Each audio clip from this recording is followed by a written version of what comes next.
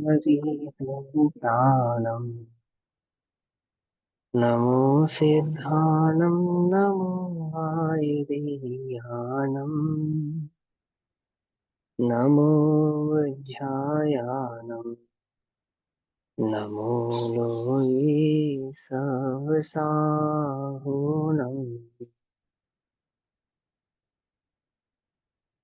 ऐसो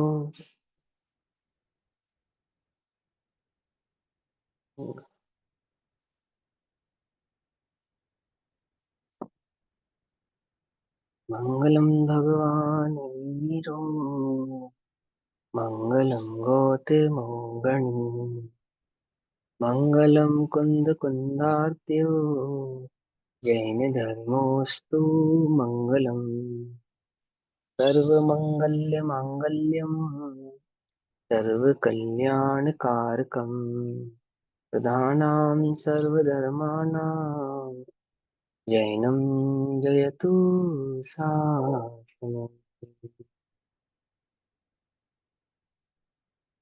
सर्वव्यापीकचेद्रूप स्वरूपाय परात्मनि स्वोपलब्धि प्रसिद्धाय ज्ञानानंदात्मने नमः।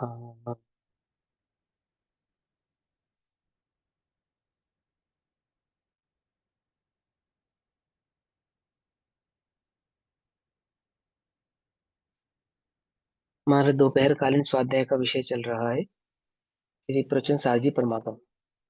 श्री प्रवचन सारजी परमागम का स्वाध्याय हम सभी आचार्य अमृतचंद्र देव द्वारा रचित तत्व प्रदीपिका तथा आचार्य जयसेन देव द्वारा रचित तात्पर्य वृत्ति टीका के आधार से कर रहे हैं।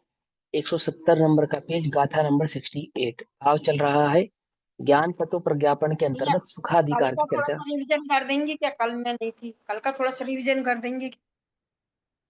अब वही भाव चल रहा है।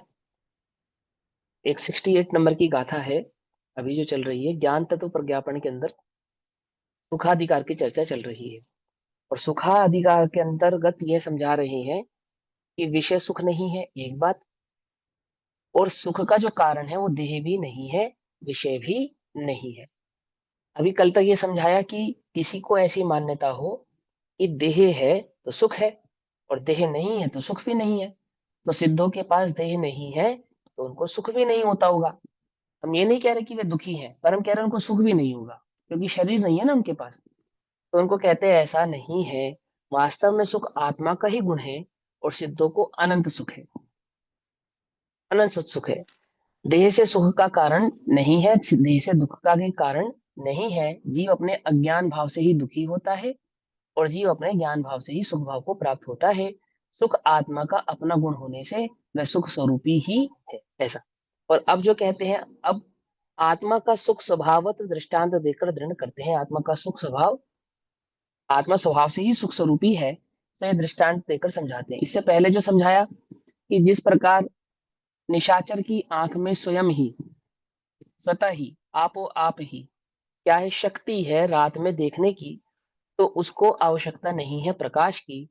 ऐसे ही आत्मा में सहज ही शक्ति है सुख भाव से प्रकट होने की, तो उसे विषयों की और इंद्रियों की आवश्यकता नहीं है। अब यहाँ आत्मा का दृष्टांत देकर कि जैसे आकाश में सूर्य आपो आप ही प्रकाशमान तेजमान देव स्वरूप है, ऐसा ही है आत्मा सिद्ध के समान सौख्य स्वरूप है, आपो आप ही, किसी के द्वारा किया गया नहीं। ये भाव चल रहा है। भाव चल रहा है स्वयमेव जहादित्यौ तेजौ न हो यदेव दानवसी सिद्धो वितहानाणम तो हम चलोगे तहा देवो जैसे नभ में सूर्य स्वयं ही तेज उष्ण अरुदेव स्वरूप, वैसे जग में सिद्ध प्रभु भी ज्ञान सौख्य अरुदेव स्वरूप, ज्ञान सुख और देव स्वरूप है। जैसे आकाश में अन्य कारण की अपेक्षा रखे बिना सूर्य, आकाश में किसी ने सूर्य को स्थापित नहीं किया, किसी कारण से वहां पे है नहीं, किसी के आधार से नहीं है, स्वयं ही अपने स्वभाव से ही तेजमान है ना। कि ऐसा तो नहीं है ना कि कोई उस किसी के कारण सूर्य जल रहा है, अपने स्वभाव से ही प्रकाशमान है, तेजमान है और देव स्वरूप है। तो जैसे आकाश में अन्य कारण की अपेक्षा रखे बिना ही सूर्य स्वयमेव अत्यधिक प्रभा समूह से चमकते हुए स्वरूप के द्वारा विकसित प्रकाशयुक्त होने से तेज है, कभी उष्णता रूप परिणमित लोहे के गोले की भांति सदा उष्णता परिणाम को प्राप्त होने से उष्ण है, और देवगति नामकर्म का धारावाहिक उदय के वशवृत्ति स्वभाव से वह देव है। उसी प्रकार लोक में अन्य कारण की अपेक्षा रखे बिना ही भगवान आत्मा स्वयं ही, यह भगवान आत्मा, मैं भगवान आत्मा अन्य किसी कारण की अपेक्षा रखे बिना स्वयं ही कैसा हूं, स्वपर को प्रकाशित करने में समर्थ, स्वपर को प्रकाशित करने में समर्थ, प्रकाशित माने जानने में समर्थ, प्रकाशित शक्ति के कारण प्रकाशत्व है ना। तो प्रकाशत्व कहने का तात्पर्य क्या है, जानने में समर्थ, स्व और पर दोनों को जानने में समर्थ, निर्वितित अर्थात सच्चा है ना, मिथ्या रहित, विपरीत भाव से रहित, निर्वितित सच्ची, अनंत शक्ति युक्त, स्वाभाविक अनंत शक्ति युक्त, सहज संवेदन स्वसंवेदन, सहज संवेदन के साथ तदात्मय होने से ज्ञान है, संवेदन करने वाला होने से यह आत्मा स्वयं ही कैसा है, ज्ञान स्वरूप है। फिर आत्म तृप्ति से उत्पन्न होने वाली जो पर निवृत्ति है, आत्म की अनुभूति से, आत्मा के आधार से, आत्म स्वभाव की स्थिरता से प्रकट होने वाला जो वीतराग भाव है, पर निवृत्ति है, यानी सभी प्रकार के पर भावों को छोड़ छोड़ देने की जो प्रवृत्ति हुई, मन वचन काय से उपयोग हट गया, अब क्या हो गया, एक सहज ज्ञान स्वभाव में स्थिर हो गया। तो यहाँ क्या कहा, आत्म तृप्ति से उत्पन्न, अपने आत्म स्वभाव से, आत्म सुख से, आत्म स्थिरता से जो उत्पन्न हुआ, प्रकट हुआ, क्या प्रकट हुआ, होने वाली जो परिनिवृत्ति है, सर्व प्रकार से सर्व ओर से निवृत्त हो गया, छूट गए, सब प्रभाव छूट गए, उससे प्रवर्तमान, देखो सुख किसका नाम है, पर परिनिवृत्ति का छूट जाने का नाम, सभी प्रकार से निवृत्त हो जाने का नाम सुख है। तो सब प्रकार से निवृत्त हो जाने का नाम अर्थात क्या, कि वो जो एकत्व ममत्व कर्तृत्व भोक्तृत्व बुद्धि चल रही है अस्थिर परिणाम के कारण, वो जो परमे एकत्वपना आदि स्थापित किए बैठा है, उन सबसे निवृत्त हो गया, समस्त पर भावों से निवृत्त होकर, और निज चैतन्य भाव में स्वभाव में स्थित होकर क्या हुआ, अनाकुल, उससे प्रवर्तमान, ऐसा परिवर्तित होता हुआ अनाकुलता से, तो स्थितता के कारण सौख्य है ना, व्यवस्थित हो गया, सम्यक प्रकार से व्यवस्थित हो गया, सम्यक प्रकार से व्यवस्थित हो गया यानी सम्यक चारित्र, सम्यक प्रकार से स्थित हो गया, स्थित हो गया, ठीक, वो क्या है, वे सुस्थिरता के कारण सौख्य है, और जिन्हें आत्म तत्व की उपलब्धि निकट है, जिन्हें आत्म तत्व की उपलब्धि निकट है, ऐसे बुद्ध जनों के मन रूपी शिला स्तंभ में जिसकी अतिशय, अतिशय मैंने बहुत ही, अतिशय माने बहुत ही द्युति स्तुति उत्कीर्ण है, अर्थात जिनको अतिशय बहुत ही उस आत्मा के स्वरूप की लगन लगी है, ऐसा वह दिव्य आत्म स्वरूपवान होने से देव है, माने सभी ज्ञानियों के द्वारा वो जो पूज्य है, सभी ज्ञानी जिसकी ओर झुके हुए हैं, जिसका अनुसरण कर रहे हैं, जिसकी द्युति माने महिमा है, अतिशय महिमा है, अतिशय महिमा, अतिशय द्युति अर्थात अतिशय महिमा, बहुत महिमा है, कौन है जिसकी बहुत महिमा है, कि सभी ज्ञानियों के चित्त में अपने निज चैतन्य भगवान आत्मा की बहुत महिमा है, इसके कारण क्या है, वो देव है, अचिंत्य शक्ति स्वयमेव देव है ना, वह आत्मा स्वयं ही देव स्वरूप है, इसलिए इस आत्मा को सुख साधनाभास के विषयों से बस हो, क्या कहा, इसलिए इस आत्मा को सुख साधना भास, सुख का साधन का आभास, क्या है सुख के साधन का आभास, उसे देह और विषय, ऐसा उसे आभास है कि देह और विषयों में सुख है, ऐसे आभासों से बस हो, टूट जाओ, अब उनकी प्रवृत्ति मत करो, उधर अपने उपयोग को लेकर मत जाओ, बस हो, ऐसा कहते हैं। सिद्ध भगवान किसी बाह्य कारण की अपेक्षा के बिना अपने आप ही स्वपर प्रकाशक ज्ञान रूप है, स्वभाव से ही, स्वपर प्रकाशक कैसे, स्वभाव से अनंत आत्मिक आनंद रूप है, आत्मा के अनंत आनंद का भोग करने वाले हैं, और अचिंत्य दिव्यता रूप है, सिद्ध भगवान की भांति ही सर्व जीवों का स्वभाव है, इसीलिए सुखार्थी जीवों को, जिन्हें सुख की अभिलाषा है, ऐसे सुखार्थी, सुखार्थी सुख की अभिलाषा रखने वाले जीवों को विषयालंबी भाव छोड़कर, विषयों का अवलंबन छोड़कर, विषयों की दृष्टि छोड़कर। हाँ भैया, आप सुखार्थी है या नहीं? समझे? स्कूल में पढ़े सो विद्यार्थी, विद्या का अर्जन करने का अभिलाषी विद्यार्थी, सुख की भावना रखने वाला सुखार्थी। कि हम सुखी होना चाहते हैं, तो कह रहे सुखी होना चाहते हो तो विषयों की आसक्ति छोड़ो। कि नहीं नहीं, हम तो विषयों से सुखी होना चाहते हैं, विषयों की प्राप्ति से सुखी होना चाहते हैं। भगवान आपकी भक्ति भी इसलिए करते हैं, किस लिए? हम तो स्वाध्याय भी इसलिए करते हैं भैया कि स्वाध्याय से पुण्य ज्यादा बनता है ना? और ज्यादा पुण्य बनने से विषय सामग्री अधिक मिलती है, तो सुख ज्यादा होता है ना?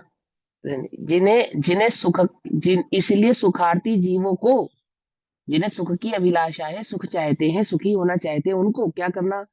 विषयावलंबी, विषयों का अवलंबन भाव छोड़कर निरावलंबी परमानंद स्वभाव स्वरूप परिणमन करना चाहिए। कैसा? जो स्वभाव से ही निरावलंबन है, अर्थात किसी के अवलंबन के बिना है, परम आनंद स्वरूप है, ऐसे निज चैतन्य के स्वभाव रूप परिणमन अर्थात उसका अनुभव करना चाहिए। इस प्रकार यह आनंद अधिकार पूर्ण हुआ। सुखाधिकार, आनंद अधिकार अर्थात सुखाधिकार। इस प्रकार ये सुख अधिकार को पूर्ण करते हैं। अब इसी भाव को आचार्य, परिग्रह से कहीं सुख होता है क्या भैया? नहीं, परिग्रह से सुख नहीं होता है। फिर काय की इच्छा करें हम उस चीज की? हमने कब कहा करो? इसमें लिखा है ना, किससे हाँ, सुख नहीं होता तो परिग्रह से क्यों इच्छा कर रहे हैं? तो हम कहाँ कह रहे करो, ये भी नहीं कह रहे करो, ये भी कह रहे छोड़ दो, है ना? ये तो कह ही रहे छोड़ने के लिए ना। हाँ, तो सुनो क्या कहते हैं। अरे परिग्रह, पर भाव, पर इच्छा, पर ध्येय आदि भाव, ये सब सुख के कारण नहीं है, आत्मा स्वभाव से ही सुख का सागर है ना? इस प्रकार ये आनंद अधिकार पूर्ण हुआ। अब इसी भाव को आचार्य जयसेन देव तात्पर्य वृत्ति टीका में कहते हैं। इसी भाव को गाथा नंबर 68 में जो आचार्य अमृत चंद्र देव ने कहा, यही भाव तात्पर्य वृत्ति टीका में गाथा 70 के भाव से आएगा, है ना? 68 नंबर की गाथा तात्पर्य वृत्ति में 70 नंबर की गाथा बन जाती है। पेज नंबर 171, 171 भाव। अब आत्मा की सुख स्वभावपने तथा ज्ञान स्वभावपने को पुनश्च फिर से दृष्टांत के द्वारा दृढ़ करते हैं। किस किस को? ज्ञान स्वभाव और सुख स्वभाव। तो सुख स्वभावपने को और ज्ञान स्वभावपने को पुनश्च दृढ़ करते हैं। सुखाधिकार में सुख को ही पुनश्च दृढ़ करो ना, ज्ञान को भी क्यों दृढ़ करते हो? क्योंकि ज्ञान के बिना नहीं है। समझे? वो ज्ञान के बिना नहीं है। इसलिए क्या कहते हैं, जिस प्रकार अन्य कारणों की अपेक्षा नहीं करके, किसी कारण की अपेक्षा किए बिना, है ना? यहाँ पे बहुत सिंपल सी बात है, जैसे विज्ञान कहता है ना कि चंद्रमा रात में जो चमकता है, उसके रात में चमकने का कारण सूर्य है। कि सूर्य का प्रकाश चंद्रमा पे पड़ता है, तो एक साइड पे चंद्रमा का प्रकाश, चंद्रमा पे सूर्य का प्रकाश पड़ता है, तो दूसरी साइड चंद्रमा चमकता है। ऐसा विज्ञान का कहना है। तो ये कहते हैं कि लोक में सूरज किस लिए चमकता है, ये बताओ। चंद्रमा के चमकने का कारण तो सूर्य हो गया, और सूर्य के चमकने का कारण, उसका भी कोई कारण है? किसका तो कोई कारण नहीं, वो तो स्वभाव से ही ऐसा है। समझे? कहीं कहीं पे आत्मा की तुलना चंद्रमा से की, कहीं कहीं पे आत्मा की तुलना सूर्य से की, क्योंकि यहाँ पे क्या समझाना है? उसका आप वो आप पना समझाना है, स्वभाव पना समझाना है, जो निकारण है, किसी के वजह से नहीं है, किसी कारण से नहीं है। तो वहां सूर्य का दृष्टांत लिया। बोले सूर्य है, वह कैसा है?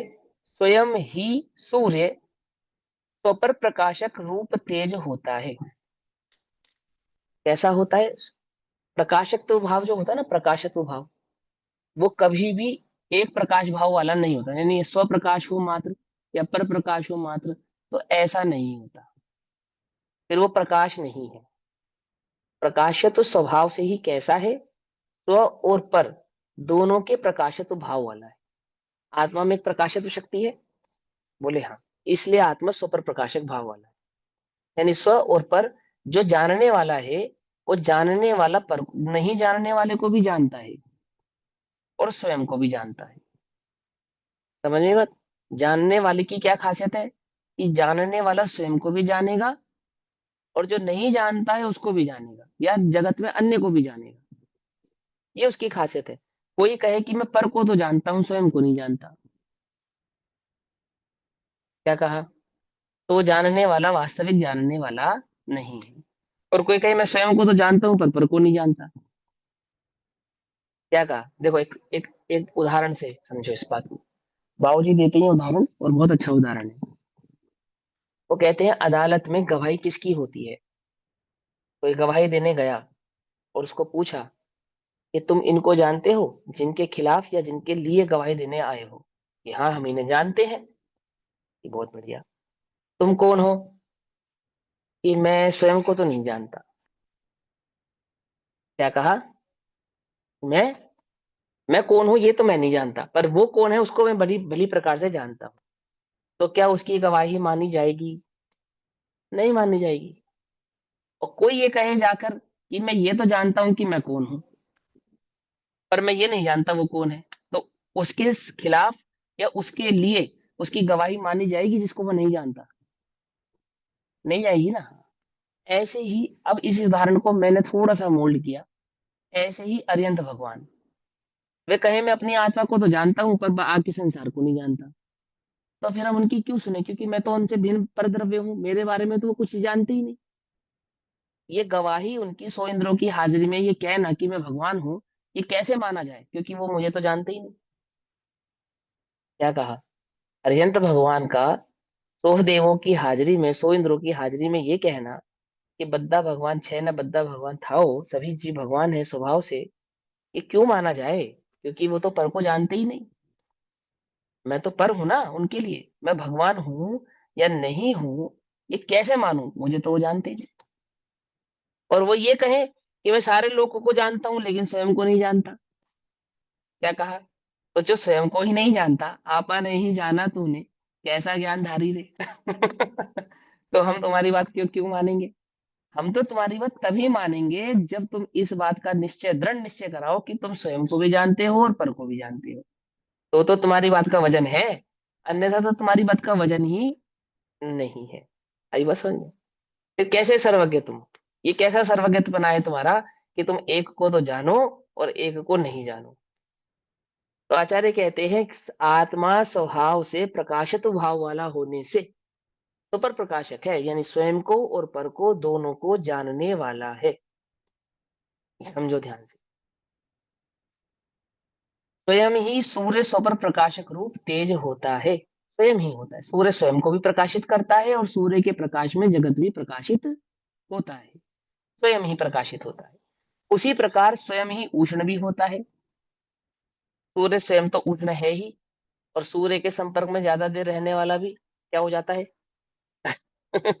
उष्ण होने लगता है, नहीं लगता है ना? गर्मी चढ़ने लगती नहीं लगती है? उष्ण, उष्णता के संपर्क में रहने पर अन्य को भी उष्ण कर दे। यहाँ तो स्वभाव समझा रहे हैं कि वह प्रकाशक स्वभाव से तो स्वर पर दोनों को जानने वाला है, और उष्ण तो भाव वाला है। स्वभाव से ही, किसी के द्वारा किया गया नहीं। कोई ईंधन नहीं है वहां पर जो पहुंचा रहा हो और सूर्य को जला रहा हो, है ना?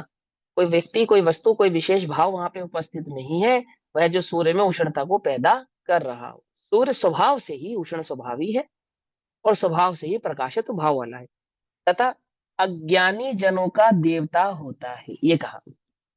ये जयसेनाचार्य देव ने वहां पे एक बात अपनी तरफ से कह दी, अज्ञानी जनों का देवता होता है। क्यों कह दिया उन्होंने ये बात? कि तुम सूर्य को देव कभी कहने लगो, आचार्य जयसेन देव ने और आचार्य कुंद कुंद देव ने सूर्य को देव कहा है, देखो हम देव मान के पूरे थे। तो क्या गलत करते हैं? है ना? उन्होंने भी तो उसको देव माना, और कैसा देव माना? जैसे आत्मा देव, ऐसा सूर्य देव। क्या कहा? तो आचार्य जयसेन देव ने वहां स्पष्टीकरण कर दिया कि अज्ञानी जन यानी लोक में वो देव स्वरूप है। लोक में किसी को ये बताने की आवश्यकता नहीं है कि वो देवता है, सभी जन उसको स्वभाव से ही देव मानते हैं। देखो, आपने पढ़ी होगी कुलकर आदि की कहानियां पढ़ी है ना? तो क्या हुआ कि अ, उसका कल्प वृक्षों का प्रकाश मंद पड़ने लगा। तो क्या हुआ कि आकाश में सूर्य और चंद्रमा दिखाई पड़ने लगे, थे तो पहले भी, सूर्य और चंद्रमा थे तो पहले भी, लेकिन कल्प वृक्षों का प्रकाश इतना तेज था कि वहां सूर्य का प्रकाश आच्छादित हो जाता था या उसमें गुम हो जाता था, नजर नहीं आता था। तो जब कल्प वृक्ष मंद पड़ने लगे, उनके आभा मंडल कम होने लगा, तो सूर्य का प्रकाश दिखाई देने लगा। तो लोग उसको देखकर डरने लगे। डरने लगे ना, तो डरने के कारण उसकी उपासना करने लगे। आपो आप ही उसके आगे हाथ जोड़ने लगे, सर झुकाने लगे। जाने पर क्यों? वो एक स्वभाव था उनका। वो वहां पे कल्प वृक्षों के संदर्भ में भी ऐसा ही होता था कि कल्प वृक्ष के पास गए और तुम्हें वस्तु प्राप्त हो गई, ऐसा नहीं। वहां कल्प वृक्ष के पास जाते थे, उसकी थोड़ी अनुनय विनय करते थे, अपनी भावना रखते थे, तो वस्तु प्राप्त होती थी। तो ऐसा ही व्यवहार वो जो कल्प वृक्ष के साथ करते थे, वही व्यवहार किसके साथ करने लगे?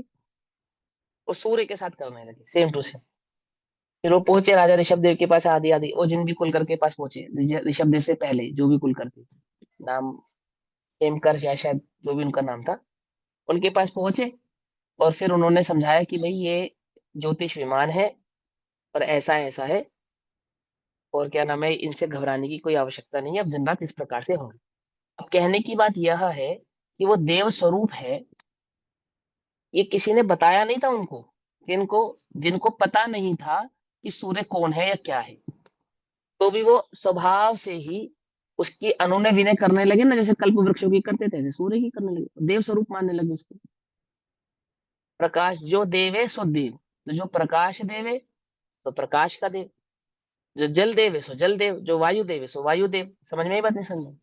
देवे सो देव, जो देता है उसका नाम देव कहते हैं, उसको देव कहते हैं। तो यहाँ हमें जीवन जीने के लिए आकाश, वायु, धरती, पृथ्वी, वनस्पति आदि की आवश्यकता पड़ती है ना। तो ये हमें जो दे रहा है वो देव हो गया। तो वनस्पति देने वाला वनस्पतिक देव, प्रकाश देने वाला प्रकाश का देव, वायु देने वाला वायु का देव, जल देने वाला जल का देव। ऐसी लोक में जनश्रुति आपो आप ही स्वभाव से ही क्या होने लगी है? चलने लगी। और वही मान्यता, वो ये जो कितने कोड़ा कोड़ी सागर पहले, आदिनाथ भगवान के समय से ही आज तक चली आ रही है। ये जो पेड़ पौधे पूजे जाते हैं ना, ये कल्प वृक्षों को पूजने का ही रूप है। उसी का बिगड़ा हुआ रूप है। सूर्य आदि को अर्घ चढ़ाना ये उसी का बिगड़ा हुआ रूप है और कुछ नहीं। 363 मठों की रचना तो तभी हो चुकी थी भगवान आदिनाथ के समय में ही, तभी से चले आ रहे हैं। लेकिन इनमें क्या होता है, इनका रूप बदलता रहता है बस। मान्यताएं, कहानियां, कुछ चीजें जुड़ती हैं, कुछ अलग हो जाती हैं, कुछ मिथ्या मान्यता और गाढ़ी हो जाती हैं, कुछ थोड़ी सी हल्की पड़ जाती हैं। इस प्रकार से वस्तुरूप ऐसा ही चलता रहता है। तो यहाँ क्या कहते हैं, अज्ञानी जन उस सूर्य को क्या मानते हैं? देव मानते हैं। उनको बताना नहीं पड़ता ये देव है, आप ही उनको मुझे ऐसा लगता है सूर्य, कि वह। मैं ये पूछ रही, सूर्य बाहर से तो गर्म है, उष्ण है, पर अंदर तो शीतलता है सूर्य विमान में। ये तो जैन दर्शन की मान्यता है ना। यहाँ तो एक जर्नल बात चल रही है, लौकिक बात चल रही है। यहाँ तो एक लौकिक बात से उदाहरण देकर समझा रहे हैं कि लोक में क्या मान्यता है। लोक में सूर्य कैसा दिखता है कि लोक में सूर्य प्रकाशित भाव वाला है, उष्णत भाव वाला है, और अज्ञानी जनों को देव तुल्य है। ऐसा एक जर्नल बात समझा रहे हैं वो आपको। फिर क्या कहते हैं, कहाँ स्थित सूर्य ऐसा स्वयं ही होता है। वह सूर्य कहाँ स्थित है जो स्वयं ही प्रकाशित भाव, उष्णत भाव और देव स्वरूप रूप से परिणमित हो रहा है? उत्तर, आकाश में स्थित सूर्य ऐसा स्वयं ही होता है। हम किस सूर्य की बात कर रहे हैं? हम उस सूर्य की बात कर रहे हैं जो आकाश में स्थित लौकिक जनों को दिखाई दे रहा है। उदाहरण के रूप में हमने उस सूर्य को लिया है। फिर क्या कहते हैं, उसी प्रकार सिद्ध भगवान भी अन्य किसी कारणों की अपेक्षा नहीं करके स्वभाव से ही तो पर प्रकाशक केवल ज्ञानमय, तो पर प्रकाशक स्वभाव वाले केवल ज्ञानमय है, अर्थात केवल ज्ञान स्वरूप ही है। स्वभाव से ही केवल ज्ञान स्वरूप है। कौन? सिद्ध भगवान। अरिहंत भगवान का उदाहरण क्यों नहीं लिए थे यहाँ पे आप? क्योंकि हमें यह बतलाना है कि देह के अभाव में भी जीव सुखी है, और सुख जीव का स्वाभाविक गुण है, उसका देह से कोई लेना देना नहीं है। इसलिए अभी तक तो अरिहंतों की अपेक्षा से कथन कर रहे थे, यहाँ अचानक से सिद्धों की बात कहने लगी, इसलिए कह रहे हैं। फिर क्या कहते हैं, उसी प्रकार परम तृप्ति रूप, अर्थात जो अनंत स्थिरता प्रकट हुई है, अनंत चारित्र प्रकट हुआ है, उसका नाम है परम तृप्ति रूप। अनाकुलत्व लक्षण स्वरूप सुखमय है। समझ में? परम वीतराग भाव प्रकट हुआ उस परम निवृत्ति से। और वो परम वीतराग भाव कैसा है? अनंत चारित्र प्रकट करने वाला है। और वो अनंत चारित्र भाव जो है वो कैसा है? अनाकुलत्व लक्षण सुख स्वरूप है। पकड़ में आती है बात? वीतरागता और चारित्र का संबंध समझ में आता है? समझ में आता है ना? पांचवें गुण स्थान में दो विषय चौकड़ी के अभाव रूप चारित्र, उसको वीतराग भाव कहते हैं। छठे सातवें गुण स्थान में तीन कषाय चौकड़ी के अभाव रूप चारित्र, उस चारित्र का नाम वीतराग चारित्र है। फिर वही चारित्र बढ़ता बढ़ता अरहंत और सिद्ध भगवान में हुआ, यानी वही वही स्थिरता। और स्थिरता किसका नाम है? एक शुद्धोपयोग का नाम स्थिरता है। समझ में आती है ना बात? समझ में आती है।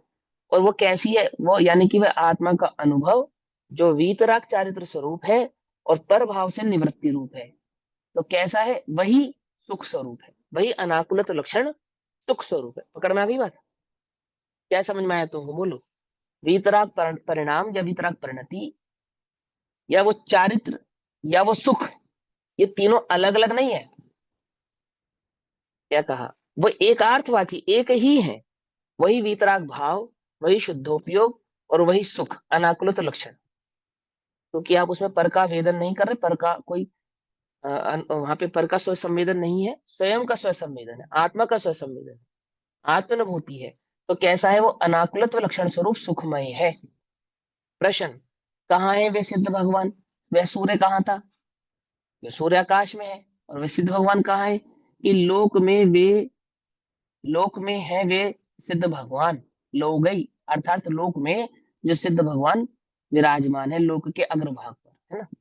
तथा तहा देवो, उसी प्रकार निज शुद्धात्मा के सम्यक श्रद्धान, सम्यक ज्ञान एवं सम्यक अनुष्ठान रूप। अब यहाँ चारित्र को क्या कहा उन्होंने? अनुष्ठान कहा। शुद्धोपयोग को क्या कहा उन्होंने? अनुष्ठान। अनुष्ठान समझ गए? अनुष्ठान माने मालूम क्या होता है? प्रवृत्ति करना। अनुष्ठान का अर्थ होता है प्रवृत्ति करना, कि अब मैं अनुष्ठान करने के लिए अग्रसर हुआ हूं, मैंने उस रूप प्रवृत्ति करने के लिए अग्रसर हुआ। पूजा का अनुष्ठान, विधान का अनुष्ठान, ऐसे ही शुद्धोपयोग में रमण करने का अनुष्ठान, यानी कि वो स्थिर होने के लिए आत्मभाव। तो सम्यक ज्ञान, सम्यक श्रद्धान एवं सम्यक अनुष्ठान रूप क्या है? अभेद रत्नत्रयात्मक निर्विकल्प समाधि से उत्पन्न। निर्विकल्प समाधि से उत्पन्न समाधि माने समाधि भावसा समाधि, अर्थात जहां कोई अन्य भाव नहीं है, जहां अन्य कोई विकल्प नहीं है, अन्य कोई उत्पत्ति नहीं है, एक शुद्धोपयोग के सिवा अन्य कोई भाव नहीं, कुछ नहीं, बस एक शुद्धोपयोग, आत्मा आत्मा, चैतन्य चैतन्य चैतन्य और कोई नहीं। उसी का नाम वहां समाधि है। लोक में तो नब्ज रुक जाना, श्वास रुक जाना, फिर भी जीवित रहने का नाम समाधि है। समझे नहीं समझे? वहां तो श्वास आदि के रोक लेने का नाम समाधि है, अथवा उपयोग को कहीं ले जाने का नाम समाधि है। पर यहाँ पे क्या समाधि है? किसका नाम समाधि है? शुद्धोपयोग के भाव के प्रकट होने का नाम समाधि है। ठीक। अभेद रत्नत्रयात्मक निर्विकल्प समाधि से उत्पन्न सुंदर आनंद निर्झर रूप। क्या लिख रहे हैं आचार्य अमरचंद्र, आचार्य जयसेन? कैसा है वो समाधि भाव? कैसा है वो आत्मा का आत्मानुभव का भाव, आत्मस्थिरता का परिणाम? इस सुंदर आनंद निर्झर रूप सुखामृत पान के पिपासु गणधर देव आदि परम योगियों के और देवेंद्र आदि आसन्न भव्यों के मन में निरंतर परम आराध्य, उसी तरह अनंत ज्ञानादि गुणों के स्तवन से स्तुति के योग्य जो दिव्य आत्म स्वरूप है। क्या है उसका देवपना? उस आत्मा का देवपना क्या बतलाया उन्होंने? कि वो जो अभेद रत्नत्रय से प्रकट निर्विकल्प समाधि स्वरूप है, वह अत्यंत सुंदर है, आत्म निर्जर रूप है, सुखामृत रूप है। और ऐसे सुखामृत रूप को पाने वाले पिपासु, उसको प्रकट करने की प्यास रखने वाले कौन? जो आसन्न भवी है। आसन्न भवी कौन? वो इंद्र आदि, जो कुछ ही एक भव में, दो भव में, कोई एक भवतारी है, कोई दो भवतारी है, कोई उसी भव से मोक्ष जाने वाला है, कोई दो भव बाद मोक्ष जाने वाला है।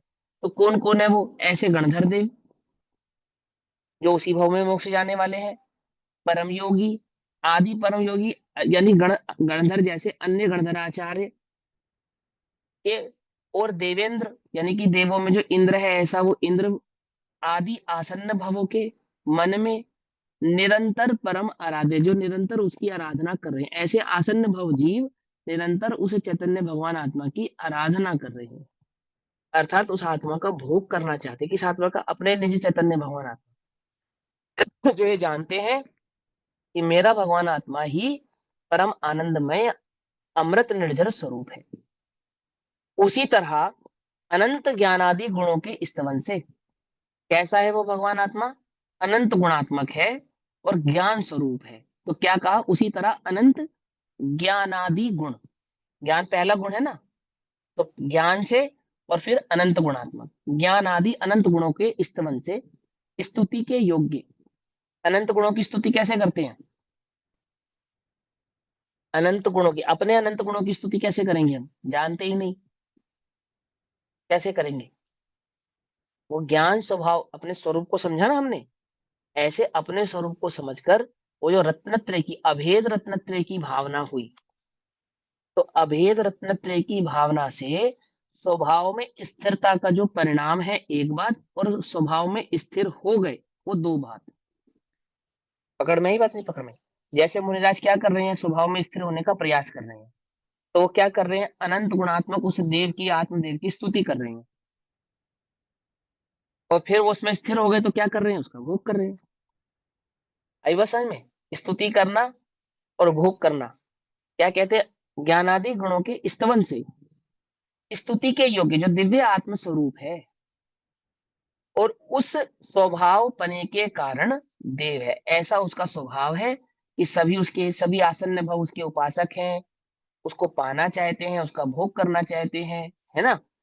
और वह स्वयं आनंद स्वरूप है, परमानंद रूप है। इस कारण वह स्वभाव पने से कैसा है?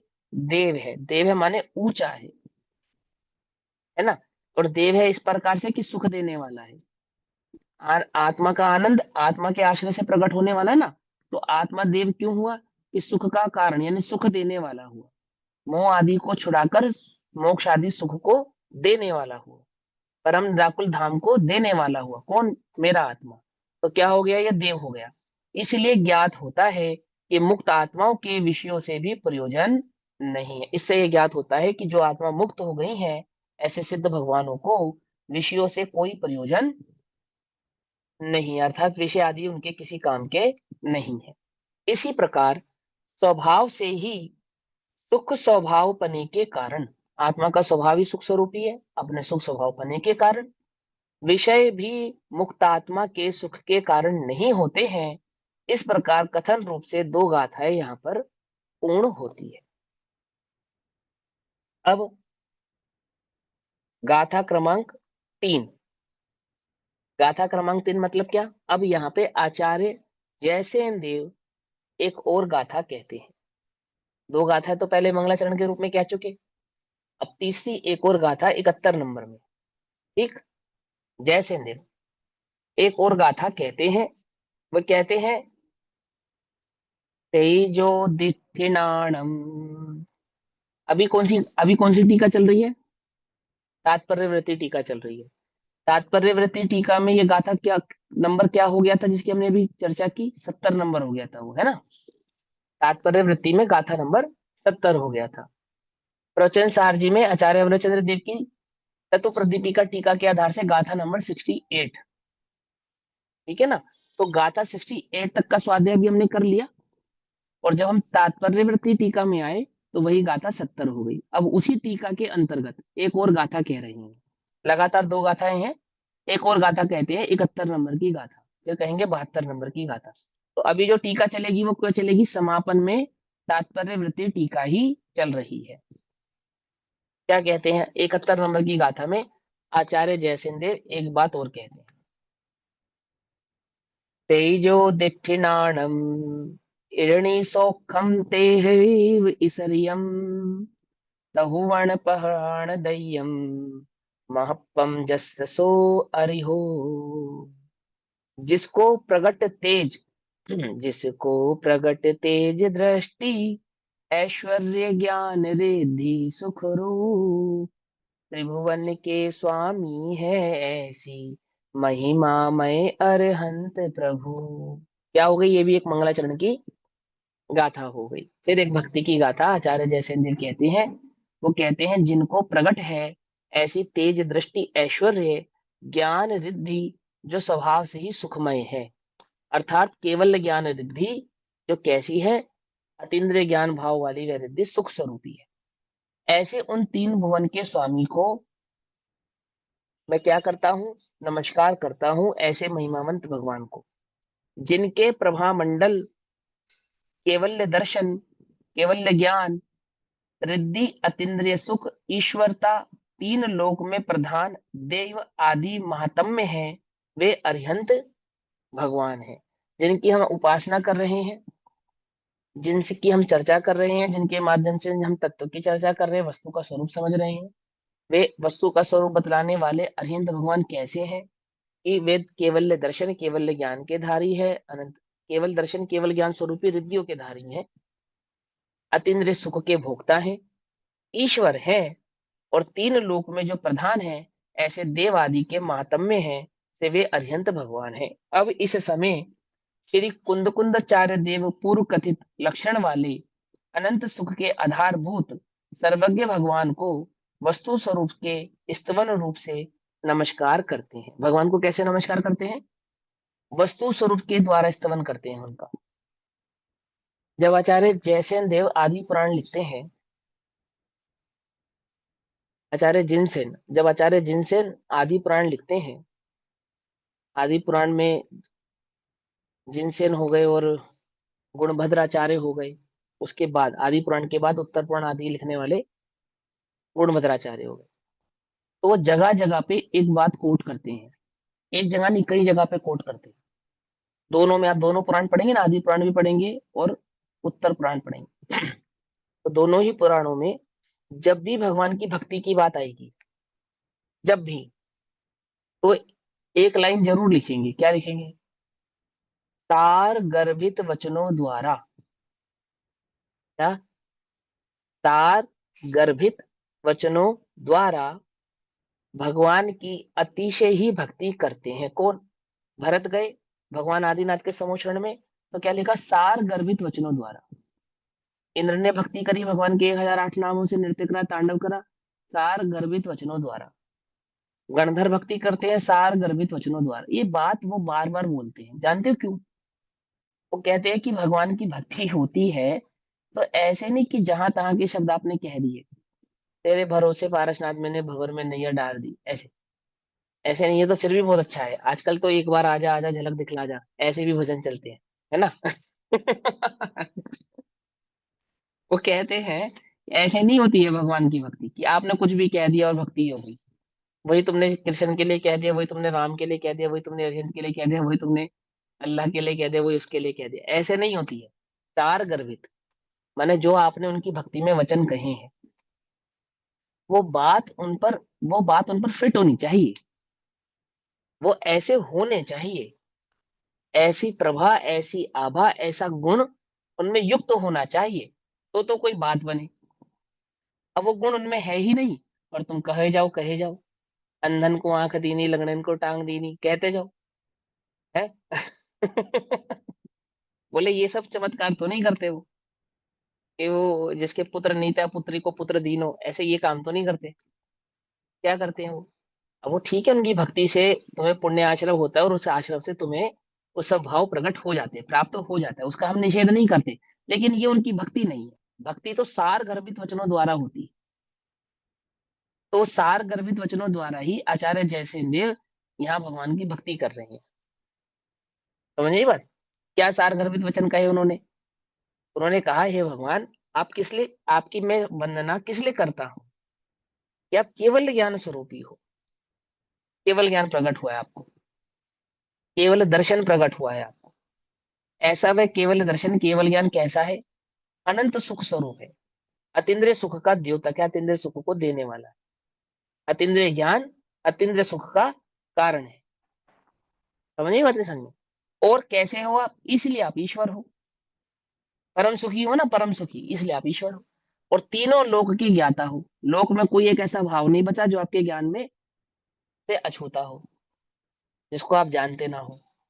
समस्त वस्तु स्वरूप को जानने वाले आप, तभी तो जाके हमें वस्तु स्वरूप बतलाओगे। जब वस्तु को ही नहीं जानोगे, उसका स्वरूप कैसे बतलाओगे? और वस्तु कैसी है? स्थूल सूक्ष्म भाव से सामान्य विशेषात्मक है। ऐसे स्थूल सूक्ष्म भाव से सामान्य विशेषात्मक उस वस्तु को बतलाने वाले कौन है? आप हैं। क्यों? क्योंकि आपके पास केवल ज्ञान है। और सुनो, ऐसा भी नहीं कि केवल ज्ञान हो और संसार का स्वरूप बतलाते हो तो दुखी होते हो, ऐसा नहीं। हम तो नरक का वर्णन तुम्हें कहें तो हो सकता है कि तुमको कहते कहते हम भी भयभीत हो जाए। क्या? संसार का स्वरूप तुम्हें समझाए तो समझाते समझाते हो सकता है कि हमें भी रोना आ जाए। अरिहंतों को ऐसा नहीं होता क्या? समझ में बात नहीं? समझ में? कैसे हैं वे स्वयं के अतीन्द्रिय आनंद का वेदन करते भोगते हुए समस्त लोकालोक को जानने वाले वस्तु स्वरूप को बतलाने वाले हैं। ऐसे वे आदि महात्म्य है, ऐसा उन भगवान का महात्म्य है, और ऐसे वे अरिहंत भगवान है। तो कहते हैं अब इस समय श्री कुंद कुंदचार्य देव पूर्व कर्तित लक्षण वाले आचार्य कुंद कुंद देव ने पहले कहाँ कहा था कि जब ये ग्रंथ की शुरुआत की थी तो प्रथम ही गाथाओं में अरिहंतों के लक्षण को बतलाते हुए उनको नमस्कार किया था ना। सभी को एक साथ करता हूँ, भिन्न भिन्न करता हूँ, अलग अलग करता हूँ, ऐसा 24 तीर्थंकरों को नमस्कार किया था ना। और लक्षण क्या बतलाया था उनका? केवल ज्ञान दर्शन आदि वितराग भाव, ये उनके लक्षण बतलाए थे। तो जैसा कि पहले आचार्य कुंद कुंद देव है ना भगवान की स्तुति कर चुके हैं, उसी का अनुसरण करके लक्षण वाले अनंत सुख के आधारभूत, जो अनंत सुख के कारण है, आधार है। कैसे आधार हुए? अनंत सुख का आधार तो मेरा आत्मा हुआ, पर मेरे आत्मा का स्वरूप बतलाने वाले अरिहंत हुए। समझे? तो भक्ति में मैंने क्या कहा? भक्ति में मैंने कहा कि मेरे को अनंत सुख को प्रकट हो जो होगा, उस सुख को प्रकट करने के आधारभूत कौन हो गए? अरहंत हो गए। एक बात। दूसरी बात, अरहंतों के स्वरूप को समझे बिना आत्मा का स्वरूप समझ में नहीं आने वाला। क्या कहा? केवल ज्ञान के स्वरूप को समझे बिना वस्तु स्वरूप समझ में नहीं आएगा। जो सबको जानेगा वो एक को जानेगा। आई बात समझ में? इसलिए क्या हो गए? वो आधारभूत हो गए। पकड़ में आई बात? क्या हो गए? आधारभूत। सर्वज्ञ भगवान को वस्तु स्वरूप के स्तवन रूप से नमस्कार करते हैं। कैसे करते हैं? तेज अर्थात प्रभामंडल। प्रभामंडल, प्रभामंडल मतलब वो बहुत रोशनी होती है, इसके कारण उसको प्रभामंडल नहीं कहते। ठीक है ना? उसको दर्शाते तो प्रकाश से ही है। प्रभामंडल को, या जिसको हम आभा मंडल कहते हैं, उसको दर्शाते तो प्रकाश के माध्यम से ही है। लेकिन वो प्रकाशित है, इसके कारण उसको प्रभामंडल नहीं कहते। तो किस लिए कहते हैं? कि उसमें जीव को वो जो ज्ञान होता है, अपने भावों का ज्ञान होता है, अच्छे बुरे का ज्ञान होता है, वो ज्ञान प्रकाशक है। नेत्र वो तिमिर का माने मिथ्यात्व का तो नाश करने वाला है, राग द्वेष का नाश करने वाला है, और ज्ञान के स्वभाव को प्रकाशित करने वाला है, सम्यक ज्ञान को प्रकाशित करने वाला है। इसलिए उसका नाम प्रभामंडल है। समझिए बात? खाली ऐसा नहीं वो 150 वाट के बल्ब जलते हो, 1000 2000 वाट के बल्ब जलते हो, ऐसा प्रकाश होता है, इसलिए उसका नाम प्रभामंडल है। ऐसा नहीं। समझे नहीं समझे? प्रभा किस क्या है उनकी? वो सम्यक ज्ञान को प्रकाशित करने वाला है, इसीलिए उसको प्रभामंडल कहते हैं। समझिए मत? जैसे भगवान को देखते क्या होता है? कहते हैं भगवान के दर्शन करने मात्र से सम्यक दर्शन प्रकट हो जाता है। समझ नहीं बात? मान स्तंभ को देखते ही मान गलित हो जाता है। तीव्र कषाय जीव अपनी कषाय छोड़ देते हैं। होता है या नहीं होता? ये सब होता है ना। तो वो उसको कहा प्रभामंडल, यानी भगवान का आभामंडल प्रभामंडल कैसा है कि उनके समक्ष जाकर क्रूर जीव भी अपनी कषायों को छोड़ देते हैं, अलुकर्मी जीव सम्य दर्शन को प्रकट कर लेते हैं, कितने ही जीव संसार से भयभीत होते हैं। आई बात समझ में? उसको कहा प्रभामंडल। तेज अर्थात प्रभामंडल तीन लोक, तीन कालवर्ती समस्त वस्तुओं के सामान्य अस्तित्व को एक साथ ग्रहण करने वाला केवल दर्शन। ठीक? केवल दर्शन का स्वरूप समझा दिया, जिसको आप क्या कहते हैं? दर्शन उपयोग। तो भगवान का केवल्य दर्शन कैसा है? कि वह तीन कालवर्ती समस्त वस्तुओं के सामान्य अस्तित्व को एक साथ ग्रहण करने वाला है, ऐसा वह केवल्य दर्शन। भगवान की भक्ति कर रहे हैं, और उसी तरह समस्त वस्तुओं के विशेष अस्तित्व को एक साथ ग्रहण करने वाला वह केवल ज्ञान। रिद्धि शब्द से समोषण आदि, लक्षण रूप विभूति, जो समोषण आदि विभूति है ना वो प्रकट हुई आपको। सुख शब्द से अव्ययवाद अनंत सुख। ठीक। एक बात इसमें नोटिस करना, मैंने कुछ लोगों को ऐसा भ्रम है कि सिद्धों के सुख को अव्ययभाद कहते हैं, अरिहंतों के सुख को अव्ययभाद नहीं कहते, तो ऐसा नहीं है। अरिहंतों का हो चाहे सिद्धों का हो, उनका सुख अव्ययभाद ही कहलाता है। तो अरिहंत भगवान को क्या है, समोषण आदि लक्षण रूप विभूतियां हैं। सुख शब्द से अव्ययभाद यानी कि बाधा रहित, बाधा रहित क्या हुआ, भैया अनंत ये सुख प्रकट हुआ। अंतराय कर्म के नष्ट होने से हुआ है ना हाँ व्यवहार से। हाँ, अंतराय, हाँ अंतराय कर्म के अभाव से प्रकट होने वाला जो सुख है उसको अव्ययभाद सुख कहते हैं। अभी जो छद्मस्त को सुख होता है उसमें अंतराय कर्म का सद्भाव रहता है, इसलिए उसको अव्ययभाद नहीं कहते। और अर्यंत अवस्था प्रकट होती है तो वहां अंतराय कर्म का पूर्णतः अभाव हो जाने के कारण अवय सुख कैसा हो गया, अव्ययभाद, बाधा रहित हो गया। अब कोई बाधा उसमें पड़ने वाली नहीं, अव्ययभाद सुख, तो अनंत सुख। और उस पद की अभिलाषा से, किस पद की अभिलाषा से, मुझे है स्वामी उस पद की दरकार। सिर्फ इंद्र को उस पद की अभिलाषा है। अर्घम निरूपामति स्वाहा, अनर्घ्य पद प्राप्त है। पकड़ में ही बात नहीं, पकड़ में। जन्म जरा मृत्यु विनाशनाय, संसार ताप विनाशनाय, तो हमें भी है ना, पकड़ में ही बात नहीं, पकड़ में। तो क्या कहते हैं, उस सुख की अभिलाषा से, वो जो अर्यंत है वो जो सुख का वेदन कर रहे हैं, उस सुख की अभिलाषा से जो इंद्रादि है, वे इंद्रादि भी भृत्यपना, ओहो यानी कि दासत्व, झुकते हैं। क्या कहा, कषाय से नहीं, वो दासत्व भाव, हीनता का भाव नहीं, स्वयमेव ही, स्वभाव से ही आपके समक्ष नम्रीभूत होते हैं, झुकते हैं, अर्थात दासत्व करते हैं, आपकी सेवा करते हैं। समझ में मत, है ना, आपकी अनुनय करते हैं, विनय करते हैं, आपकी सेवा करते हैं। इस प्रकार ऐसे लक्षण रूप ऐश्वर्य को, कैसे लक्षण रूप ऐश्वर्य को, केवल्य दर्शन, केवल्य ज्ञान, समोषण की विभूति और अव्यभाद सुख, समझे, ऐसे लक्षण को तीन लोकों के राजाओं के भी प्रिय होने को, तीनों लोकों के राजा को भी जो प्रिय हुए, ऐसे देव अर्थात देवत्व कहा गया है। मैंने लोक में जो राजा हैं, ऊंचे हैं, ऐसे सभी जीवों को वह जो पना है, भगवान का अनंत अवस्था है, वह कैसी है, प्रिय है। ऐसा प्रिय होने के कारण उनको क्या कहा है, उनको देव कहा है। इस प्रकार का महात्म्य है जिनका, वे अरिहंत कहलाते हैं।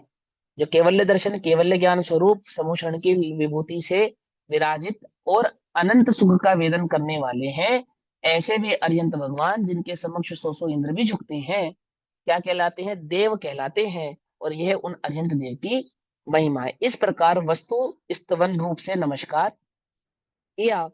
अब एक गाथा और कहते हैं, गाथा नंबर 72, 72 नंबर की गाथा है। तात्पर्य वृत्ति में चौथे नंबर की गाथा एक्स्ट्रा हो गई यहाँ पे। अब चार गाथा आगे चलेंगी। जब हम तात्पर्य वृत्ति टीका पढ़ेंगे तो मूल प्रति से चार गाथाएं आगे चलेंगी। तो क्या कहते हैं, 72 नंबर की गाथा में आचार्य जयसिंह कहते हैं, तम गुण दो अधिगदरम अविच्छेदम अणुवदेव पदि भावम अपूर्ण भाव निबद्धम प्रणमामि पुनो पुनो सिद्धम। गुण अनंत संपन्न और सुर नरपति वंद भाव से पार अपुर अपुनर्भाव निर्बद्ध अहो सिद्धों को वंदन बारंबार। उन गुणों से परिपूर्ण, किन गुणों से परिपूर्ण, जिन गुणों की अभी हम चर्चा कर कर आए हैं, उन गुणों से परिपूर्ण, उन गुणों से परिपूर्ण मनुष्य व देवों के स्वामी पने से रहित अपुनर्भाव निबद्ध मोक्ष स्वरूप सिद्ध भगवान को मैं बारंबार नमस्कार करता हूँ। अब अरिहंतों को नमस्कार किया, अब मैं सिद्धू को भी नमस्कार करता हूँ। कैसे हैं वे सिद्ध भगवान, मनुष्य और देवों के स्वामी पने से भी रहित हो गए हैं। अब वो किसी के स्वामी, अरिहंत किसके हैं, मनुष्य और देवों के स्वामी हैं। और सिद्ध कैसे हो गए, कि वो स्वामी पने से भी रहित हो गए। ठीक। अपुनर्भाव, अब दोबारे जो भावित यानी कि जन्म लेने वाले नहीं है, अपुनर्भाव, अब दोबारा उनका जन्म होने वाला नहीं है, फिर से वे किसी भाव को धारण करने वाले नहीं है, अपुनर्भाव। निबद्ध मोक्ष स्वरूप सिद्ध भगवान को मैं बारंबार नमस्कार करता हूँ। कैसे करता हूँ? अब उन्हीं भगवान के, किन भगवान के? जिन भगवान को अनंत अवस्था में मैंने नमस्कार किया था, उन्हीं भगवान के। क्या हुआ? अब सिद्धतोपना भी प्रकट हुआ, तो उन्हीं भगवान के सिद्धत अवस्था में गुण स्तमन रूप से नमस्कार करता हूँ। जिनको मैंने अर्यंत अवस्था से नमस्कार किया, अब उन्हीं भगवान को मैं सिद्ध अवस्था से नमस्कार करता हूँ। तो अनंत अवस्था में तो मैंने क्या क्या नमस्कार किया था? अनंत केवल्य ज्ञान, केवल्य दर्शन, अव्यबाद सुख और सो इंद्र झुकते हैं आदि आदि, समोषण की विभूति। लेकिन सिद्धों में समोषण की विभूति का क्या होगा? अभाव हो जाएगा। देव और गणधरों का क्या होगा? अभाव हो जाएगा। समझे ना? तो क्या कहते हैं? नमस्कार करता हूं, प्रणमामि, पुणो पुणो, बार बार नमस्कार करता हूं। प्रश्न, किसको बार बार नमस्कार करता हूं? उन सिद्ध भगवान को जो परमागम में प्रसिद्ध है, उनको नमस्कार करता हूं। परमागम में प्रसिद्ध है मानो, माने जो जैन आगम में सिद्ध, तो लोक में सभी आगमों में कहीं है। पकड़ में ही बात नहीं? पकड़ में, आगम सिर्फ जैन अपने शास्त्रों को आगम नहीं कहते, तंत्र शास्त्र के शास्त्र भी आगम कहलाते हैं, मालूम? वेद आदि भी आगम ही कहलाते हैं। और ये जो त्रिपिटक आदि है ना, इनको भी आगम कहते हैं। बौद्धों के शास्त्रों को भी आगम कहते हैं। और यहाँ परमागम कहने का तात्पर्य क्या है? कि वहां जो जैन शास्त्रों में सिद्धों का स्वरूप कहा है, परमागम में जो सिद्धों का स्वरूप कहा है, ऐसे उन सिद्ध भगवान को मैं नमस्कार करता हूं। कैसे हैं वे सिद्ध भगवान? कि अव्याबाद अनंत सुखादि गुणों से अति अधिकता से जो सम्यक अधिक गुण वाले हैं, अर्थात जिन्हें अतिशय सुख है, परमावगाढ़ सम्यक आदि भाव प्रकट हुए हैं, यह उनका लक्षण है, कॉमन लक्षण है। अर्यंतों का और सिद्धों का ये कॉमन लक्षण है। फिर पुनः कैसे हैं वे सिद्ध भगवान? कि जिस प्रकार पहले अर्यंत अवस्था में मनुष्य देवेंद्र आदि समोषण में आकर नमस्कार करते थे, तो उससे उनके प्रभुत्व होता है। उससे क्या होता था? वह भगवान प्रभुत्व भाव को धारण करते थे। प्रभुत्व तो अपने प्रभुत्व शक्ति के कारण है, लेकिन लोक में व्यवहार में वो जो इंद्रादि गणधर आदि उनके आगे झुक रहे थे, तो इससे ऐसा मालूम चलता था कि ये तो हैं इनके भक्त और वे हो गए इनके भगवान, ऐसा दिखता था। उस पर्वत को भी पार कर जाने के कारण, अब वो जो प्रभुत्वपना था समुष्ण की विभूति के कारण, उसको भी उन्होंने पार कर दिया है, उसको भी छोड़कर चले गए हैं और ऊपर चले गए हैं ना। मानव पति देवपति भाव से भी अतिक्रांत है, अब वे किसी के पति नहीं है। समझे? पति माने स्वामी। अब वे किसके? कि वे ना मानव पति है, अर्थात ना वे मानवों के स्वामी है, ना वह दैवों के स्वामी है। पकड़ में ही ना बात? ना देव उनके समक्ष जाकर झुक रहे हैं, भाव वंदना तो तुम कहीं से भी करो, लेकिन वो समोषण की जो द्रव्य वंदना हो रही थी ना, वहां उपस्थित साक्षात अरिहंत भी विराजमान थे और समक्ष देव भी विराजमान थे। लेकिन उस पने को भी, यानी कि समोषण के पने को भी जिन्होंने त्याग दिया है, उससे भी जो पार हो गए हैं, ऐसे वे पुनः और किस विशेषता वाले हैं वे सिद्ध? कि द्रव्य क्षेत्र काल और भाव आदि 5 प्रकार के भवों से, वो 5 प्रकार के भवों से होता है जिसको आप कहते हो पंच प्रावर्तन वाले भाव। द्रव्य क्षेत्र काल भाव और भव, ये 5, ये तो 5 प्रावर्तनों को क्या कर दिया उन्होंने? अभाव कर दिया, पूर्णता अभाव कर दिया। तो द्रव्य क्षेत्र काल भव और भाव आदि 5 प्रकार के भवों से भिन्न शुद्ध बुद्ध एक स्वभाव वाले निज आत्मा की उपलब्धि है लक्षण जिसका, ऐसा जो मोक्ष है उसके अधीन पने के कारण अपुनर्भाव से निबद्ध है। ऐसा भाव है, निबद्ध है यानी कि बंधे हुए हैं। पकड़ में मत, कैसे बंधे हुए? बोले ऐसा निबद्ध पना है कि अब दोबारा पुनर्जन्म नहीं होगा, ऐसा। अब एकदम पक्की अपनी क्या हो गई है? एक संधि हो गई है। अब ये दोबारे से जन्म मरण को प्राप्त होने वाले नहीं है, फिर से इनका पुनर्जन्म होने वाला नहीं। अरिहंत तो एक बार फिर जन्म करते हैं, अरिहंत भगवान तो एक बार फिर जन्म लेते हैं। किस रूप से लेते हैं मालूम? अरिहंत पने के अभाव का नाम है पंडित, पंडित मरण। क्या कहा आचार्य? अ, आचार्य अमरचंद्र देव ने स्तुति लिखी ना, क्या नाम है दीदी स्तुति का? देवारम स्तोत्र। लघु तत्व नहीं नहीं विस्फोट। नहीं नहीं, लघु लघु तत्व तत्व विस्फोट, विस्फोट। हाँ लघु तत्व विस्फोट।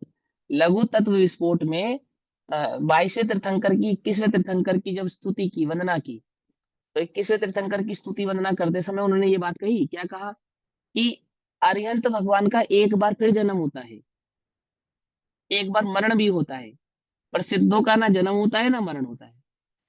समझे नहीं समझे क्या कहा उन्होंने? अरिहंतों का जो मरण होता है ना, उसका नाम है पंडित पंडित मरण, तो उसका तो अभाव करते हैं और सिद्ध दशा प्रकट करते हैं। लेकिन अब सिद्ध दशा के बाद कुछ और प्रकट करना नहीं है, तो कहाँ निबद्ध हो गए? सिद्ध दशा में जाके वे निबद्ध हो गए कि अब वे पुनर्भाव को, अब वे नवीन भाव को प्रकट करेंगे नहीं। अरिहंतों ने सिर्फ सिद्ध पने को प्रकट करके एक नवीन भाव प्रकट किया, लेकिन सिद्धों ने अब कोई दूसरा भाव प्रकट करना नहीं, ऐसा।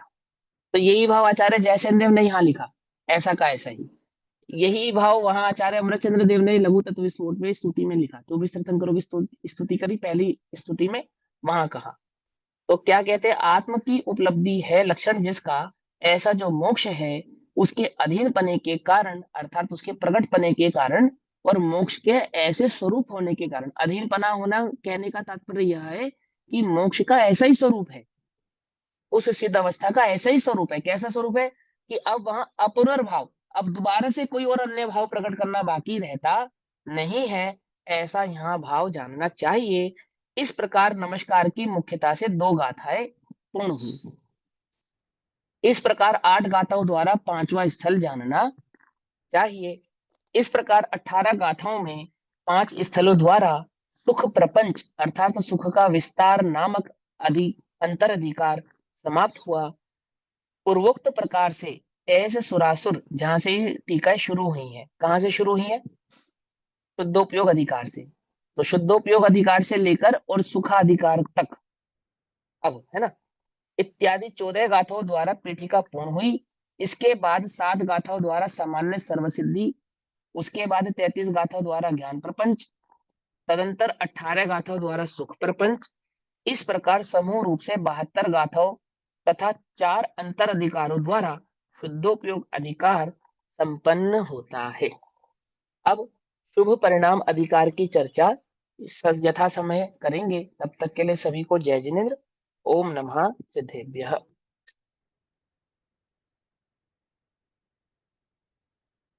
निज निधि निज में बताई, यह अनंत पुकार, उसके लिए जिनवाणी माँ को वंदना शतबार। नमो